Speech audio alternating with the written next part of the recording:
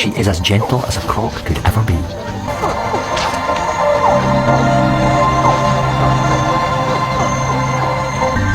Safe in her care, tails dangling between her teeth, she takes them to water.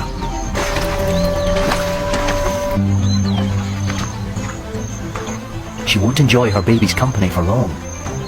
Crocodiles can have 80 hatchlings, and another batch is crying for her attention. She won't leave any behind, even spy hatchling.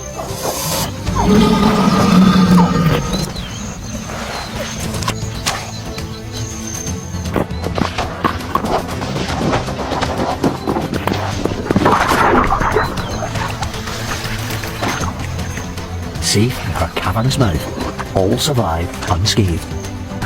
And spy hatchling is still filming. They still need her protection. Even in water, just 1 in 10 survive.